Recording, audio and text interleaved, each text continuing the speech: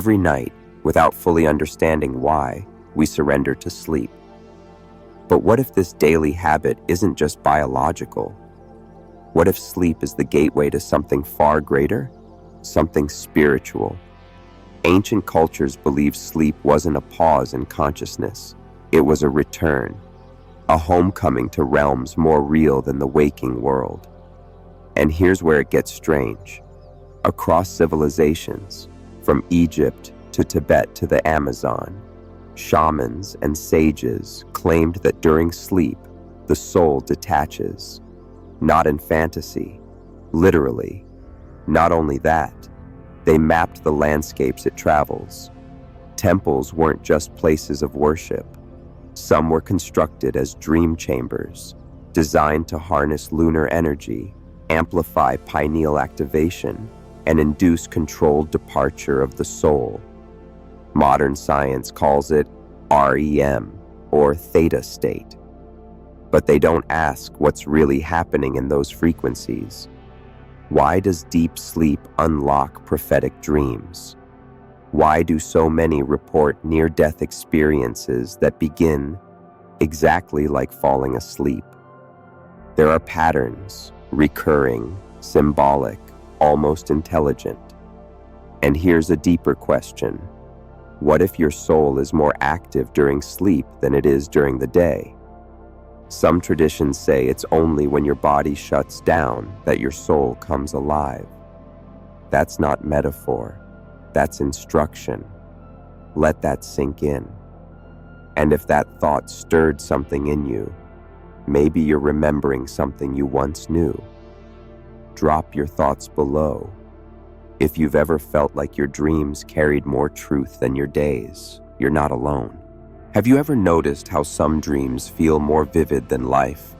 The air thicker, the colors deeper, the emotions overwhelming, yet somehow familiar. That's not random. Certain traditions taught that when the physical senses shut down, the true senses activate. You begin to perceive not with eyes, but with essence.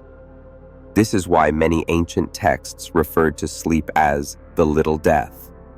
Because during this phase, your conscious mind releases its grip and something else steps forward, a deeper you. And here's the mystery modern science won't explain. Why is it that in sleep, people report visiting other worlds, seeing beings, receiving messages they couldn't have invented? Some of these encounters repeat across cultures and centuries. What does that suggest? In Tibetan Buddhism, advanced monks practiced dream yoga, learning to stay conscious while asleep, navigating subtle realms as training for death and rebirth. To them, sleep wasn't rest, it was reconnaissance, an initiation into non-physical realities most will never glimpse in waking life. Now imagine if your dreams aren't fiction, but a suppressed ability resurfacing, something ancient waking back up inside you. Start paying attention to what lingers after you wake. The symbols, the voices, the landscapes. They're not random. And if you've ever had a dream that felt more like a memory than imagination, you may want to leave a comment. Not for us, but to anchor the pattern, to remember more. Every night, without fail, you pass through portals. Most forget, but some feel it. The magnetic shift, the sudden vibrational drop, that strange buzzing in the ears before slipping into what we call sleep. These are not malfunctions, they're transitions. Certain esoteric systems teach that the hours between 2 a.m. and 4 a.m. are sacred. Why? Because the veil between dimensions is at its thinnest. It's when soul travel is easiest, and when messages can pass through if you're quiet enough to receive them. But there's something more. The pineal gland, known by mystics as the seat of the soul, becomes naturally activated in darkness, especially when artificial stimuli are gone. it begins producing endogenous compounds, subtle ones that modern science has only recently begun to study, yet ancient texts hinted at them for millennia. This isn't just sleep, this is spiritual technology. And here's what might shake your sense of reality. What if every night your soul departs, reports back to something higher, recalibrates your path, and returns before you wake, pretending like nothing happened? You wouldn't even question it. You'd call it a dream. But what if that dream altered the course of your next day, your choices, your timeline? We urge you, start recording them, even fragments. You might be shocked by what patterns emerge, what lessons repeat, what warnings you were given and didn't recognize. And if this has happened to you, if you've ever felt like you brought something back with you from sleep, share it. Not for validation, but because the remembering begins when we speak. What if sleep isn't about rest at all? What if it's about remembering? Not remembering the day before, but lives before, worlds before, agreements you made before you were born. Certain mystery schools taught that sleep is the soul's opportunity to review its path, a sacred window where karmic impressions rise, not as thoughts, but as symbols, encounters, strange emotions. You don't dream of random people. You dream of echoes, of contracts still active in your energetic field. And here's where it gets chilling. Some dreams aren't dreams at all. They're recollections, encrypted fragments of memory your conscious mind can't decode yet. That's why they arrive as metaphor. You dream of drowning because your soul remembers a moment you gave up. You dream of flying because once you were free. You dream of being chased because something still wants your light. This isn't philosophy. This is pattern. Shamans, mystics, and initiates have studied these patterns for millennia. But in the modern world, we dismiss them in the morning with a stretch and a shrug. What if we're discarding sacred mail? And if this resonates, if you've had dreams that haunted you for years, or felt like they meant something far more than they showed, drop it in the comments. Sometimes all it takes is seeing your story and someone else's to unlock your own. And that, maybe, is the real reason we dream. To remember, together. There's a reason ancient mystics called it the return. They believed that during deep sleep, your soul doesn't just wander, it ascends, beyond the emotional clutter, beyond the dreamscape, to a realm of clarity where the soul communes with the source, not in metaphor, in memory.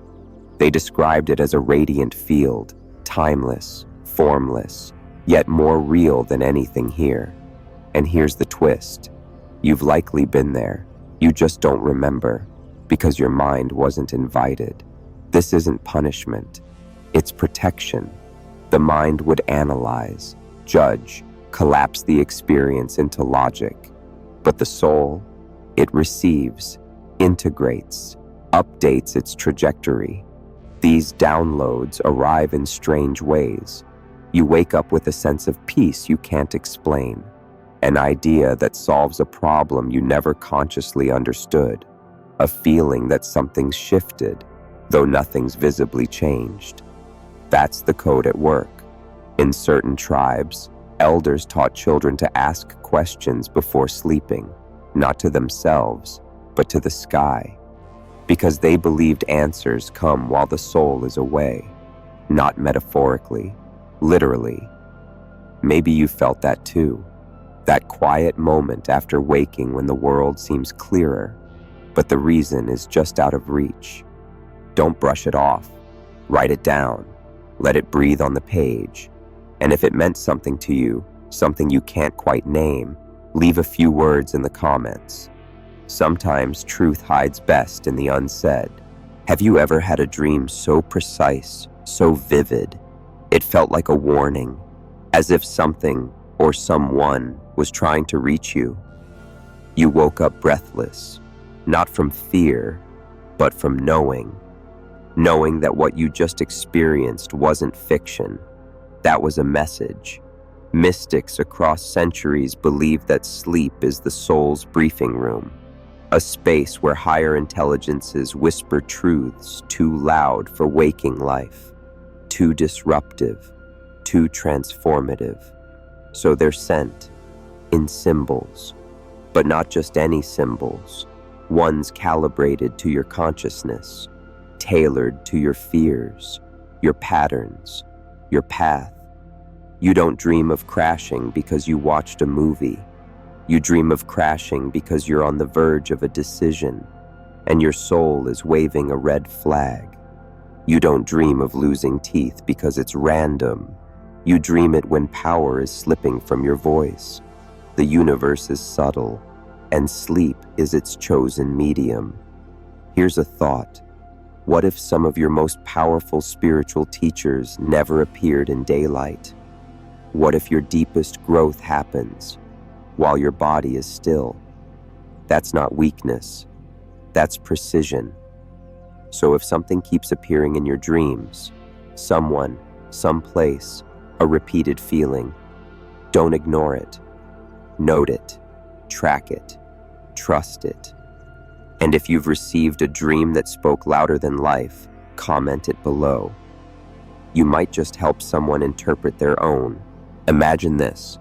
Every night, as your body surrenders, your soul opens a scroll, not a metaphorical one, an energetic blueprint. And on that scroll is your current path and all the probabilities branching from it. Because the future isn't fixed, it's fluid. And in the silence of sleep, you're allowed to edit it. Some esoteric schools believed we negotiate timelines in our dreams. That déjà vu isn't coincidence. It's memory from a choice made while your body slept. You dreamed it. Then you lived it. And here's the part that keeps mystics up at night.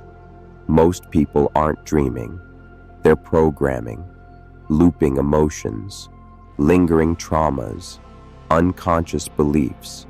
And each night, those energies re-etch the same story into tomorrow until you interrupt it, until you remember. Sleep is not escape, it's authorship. This is why some monks chant before sleeping, not out of superstition, but to prime the soul for higher alignment. It's why ancient texts warned against certain thoughts before bed, because they knew your last vibration before sleep becomes the brushstroke on your next page. So ask yourself, what energy are you falling asleep with? Because that's the ink. And if this idea makes something inside you pause, if it feels like you've always known this but never had the words, drop something in the comments, even a symbol. You're not alone in the remembering. There's something sacred about the stillness before dawn, that sliver of silence before the mind fully returns, where you're not quite awake and not fully gone. It's there your soul whispers what it gathered overnight, tiny truths, clues, alignments. But you have to listen, not with your ears, but with your field. That subtle tension in your chest, that shift in mood when you open your eyes. It's information. The world wants you to rush into noise, but sleep has gifted you signal. Now the choice is yours. Will you forget again? Or will you begin to watch? Watch what returns to you, what repeats, what seems meaningless, until it happens in waking life. Because once you start noticing the link between dream and day, between soul and self, you become a different kind of human, one that moves with memory, not just memory from this life, but echoes from before it. And that changes everything. It's subtle at first, Maybe a question arises you've never asked. Maybe a pull toward a book, a person, a path. Follow it.